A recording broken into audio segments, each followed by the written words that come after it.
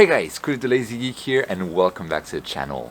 Today it's getting colder in Tokyo, we're still having clouds. I haven't caught a break in the clouds for a few weeks, which has been hampering my ability to do reviews or further videos, but there is a topic that I want to touch upon today, which is why am I not using my ASIair? And this is because I saw quite a few comments on my videos telling me like, hey, if you were using your ASIair, your process would be even lazier and even more streamlined. Why aren't you using the ASIair? And of course the easy answer and a bit of the cop-out answer that I've been using is, well, my camera is not ZW. I chose the Ryzen Cam camera because not only was it like really a lot cheaper than the ZW equivalent, but also was less fat. It is a thinner camera which works perfectly for my Hyperstar C6 setup. Whereas the ZW variant of the camera with the same sensor had a wider girth, which would have blocked more light from reaching my my telescope. So that's like the very simple reason. There's not only that, my guide camera is a QHY camera, and my focuser here is a Celestron focuser rather than a ZW focuser. So all of those items make it impossible for me to use the ASIair in the first place, which, you know, is one of the big drawbacks that I saw with the ASIair, which is you're limited to ZW equipment in a lot of cases, which is great from ZW's point of view because it keeps you locked into their ecosystem. They're trying to be the Apple of astrophotography. So yeah, that's like, it's physically impossible for me to use the ASIair with my setup.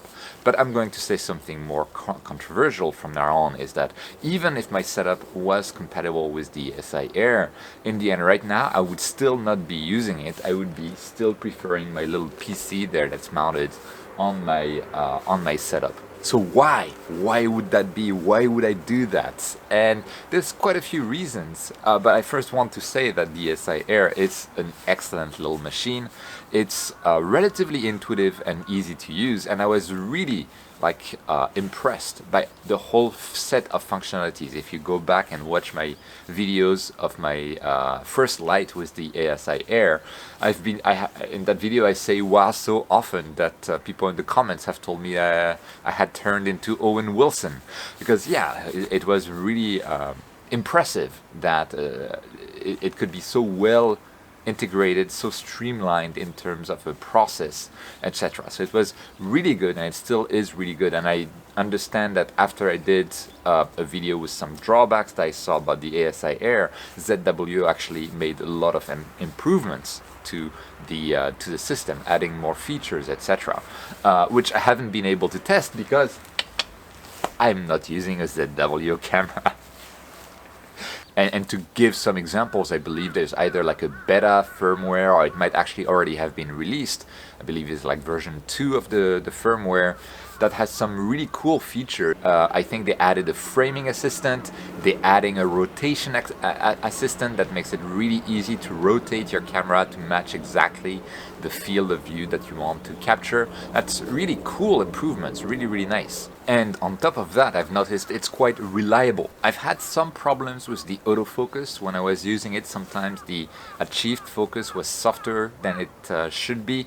I wasn't completely convinced about the whole algorithm that was being used by the autofocus, but overall it worked. It was really impressive, an impressive piece of kit, and I completely understand that a lot of people are using the ASIair because of the plug-and-play nature of the beast. It's a really interesting piece of hardware, and I really think it has done a lot for astrophotography in general. I just don't feel like it is the end-all and the must-have piece of kit if you're an astrophotographer. There are a lot of reasons for that. One of the first reasons would be, like I just talked about, reliability, that it is fairly reliable. But when I have an issue with the ASIair, what tools do I have to diagnose that issue?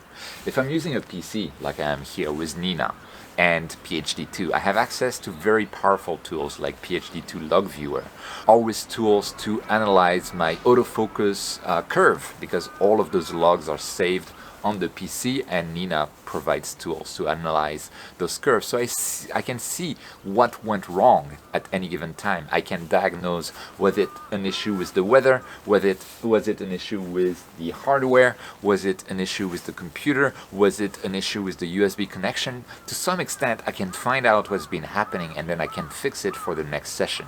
And that's something that is always very important for me. Whenever I have a failed session, I always want to do a root cause analysis and fix the root cause, right? And not just like cross my fingers and hope it doesn't happen again, which, you know, sometimes it can work, but I like to go to the bottom of things.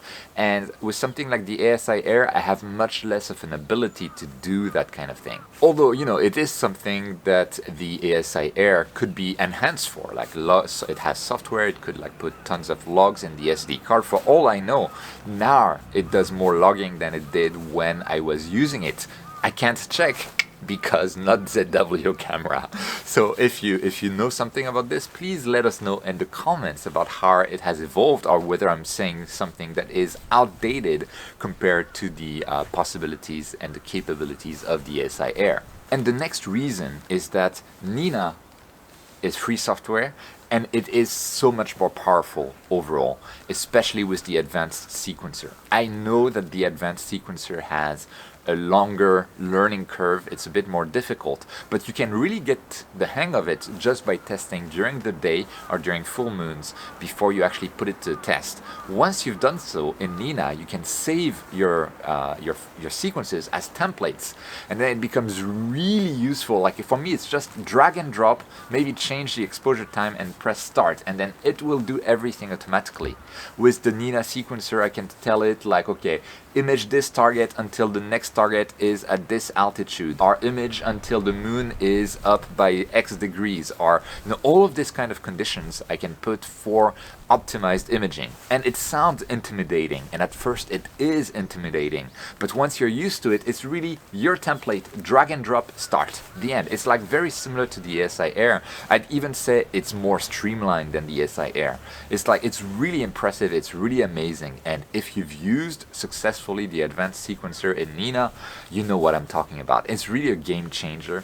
It's intimidating at first, but it's absolutely amazing, and it's something that I would absolutely miss with the ASIair. For me, the Nina setup that I have is more streamlined. And talking about streamlining as well, one of the things that you can do with the Nina plugins, for instance, is you can have the files saved on your local PC there also be copied to a network drive using a plugin or using some third-party tools. And this is something that I'm doing, which means that after a night of imaging, all of my files, my dark frames, flat frames, bass frames, and light frames, they're on this little computer, sure, but they've also been copied over the network, over the Wi-Fi, to my main processing computer. I don't need to go and actually physically touch my setup, get the micro SD card from the ASIair, put it in my PC, copy the files, put it back in, you know, this kind of stuff, which, you know, it's not a big deal, but when you're lazy, it's always lazy. Now maybe I know that the ASIair can be connected to your home network, and so maybe there are features to actually do this kind of copying, but it's not as, I don't think it's as easy. And still on the topic of streamlining, this could be something that's possible with the ASIair. I don't think it was really doable before, or there are some hacks like using BlueStacks, that kind of stuff that would allow you to do the same thing. But what I really like doing is that I have Chrome Remote Desktop, and very often I'm actually the wife wants to go out to a restaurant and it's a great starry night. I'm like, no! So what I can do is, and what I've done is uncover the scope and just go on the date, and while we're in transit, or I spend 5 minutes at the store and I'm on my smartphone, Chrome Remote Desktop, drag and drop my sequence plan, check that everything's fine, click on start, and I let my little telescope at home do everything. Now you can do that with the ASIair, but I feel it's a bit more of a complex process, and the BlueStacks way of doing it, I believe, is unsupported by ZW. So it's just a little thing as well in the streamlining part. And still with things like Nina, I believe I have more redundancy in case of issues. Like I have my options in my Nina advanced sequencer to recenter the target if I see the target is drifting away from where it should be in my main field of view. And when you're guiding, you would think like that's not an issue, but it can be an issue when you have clouds streaming through. Sometimes PhD2 will catch on a cloud and believe it's the star it's tracking, and it will deviate away from the target. And once the clouds are gone, then Nina will look at the stars in the frame and be like, hey, that's not where you're supposed to image. And then it will automatically do a plate solve and recenter. That kind of stuff, that kind of redundancy is amazing for people like me.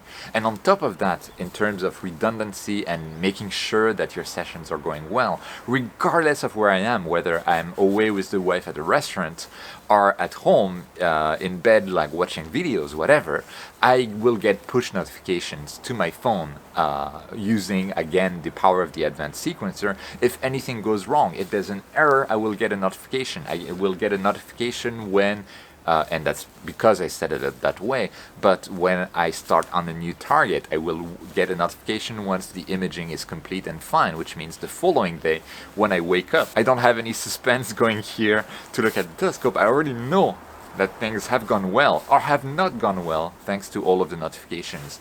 And I can always, if I see those notifications, I can take action on them. And it's really something, it has helped me in the past. I have recovered from issues simply by those notifications. I've also had Nina recover sessions that would have been over if not for the automated recentering that have been set up. And there's all of the stuff with Nina that is simply more accurate. There's the autofocus that I feel is more accurate in Nina. Maybe it's better in the ASIair now, but it's really good in Nina, especially with the Hocus Focus plugin.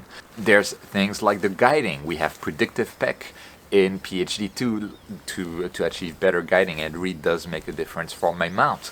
There's a lot of options that are available in the PC ecosystem, if you know about them, that are not available in the ASIair. A quip from the future here, I also remember another point I really like with Nina is simply it's open source. And if I need something in Nina, I can always work on adding it myself. Of course, that's because I'm a fairly technical person, but like to give you an example, when I started using Nina, it didn't really have good support for color cameras, and I added good support for color cameras. The autofocus was not as good as I wanted it to be. I made it much better, and then someone else made it even better with Hocus Focus, and I was able to do this kind of stuff.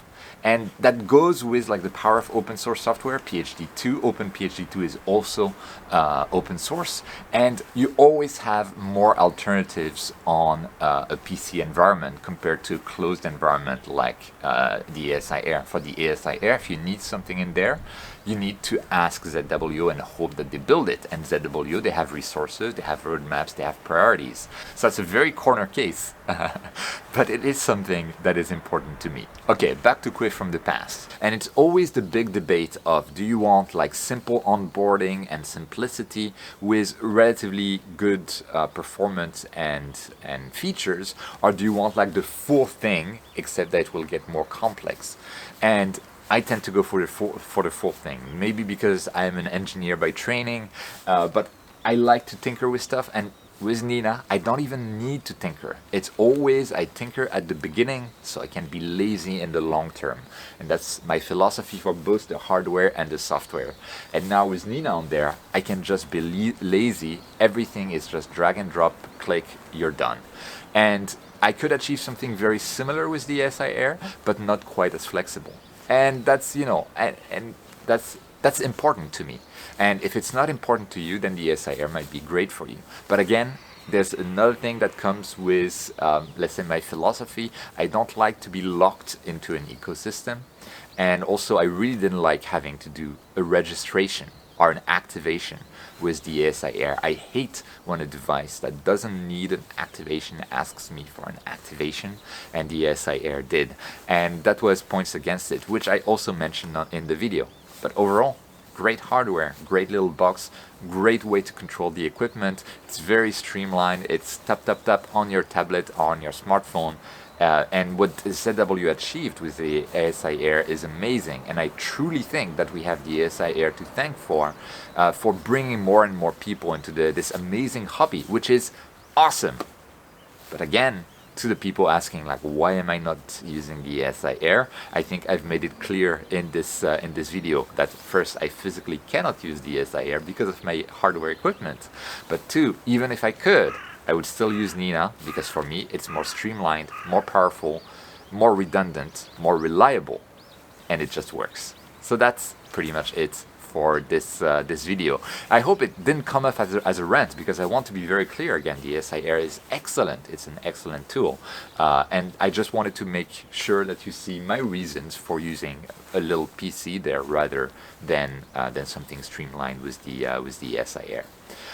So yeah, it's been cloudy, not enough stars. I know that a lot of you are waiting, by the way, for my dwarf smart telescope review under the stars. I actually had 10 minutes or so of roughly clear skies, but really nothing I could make use of. I did a quick calibration, like the go-to calibration for the telescope. I did go to a couple of targets. I found a couple of issues that I've reported to Dwarf Lab. They've already fixed them in the firmware, so they're really listening to what I'm saying, but this weather has not allowed me to do further testing, and so I'm really sorry. You will have to wait longer before I'm able to actually give you a proper review of the dwarf telescope under the stars. Okay, that's it. As always, thank you so much for watching. If you like the video, if you feel like this kind of video is interesting for you to look at the pros and cons of different systems, or to see different point of views in terms of astrophotography, feel free to like, subscribe, leave a comment, or leave a comment if my knowledge about the ASIair is outdated, because I cannot test it. And most importantly, don't forget whenever you can to look up at the stars, if you can. And I'll see you next time.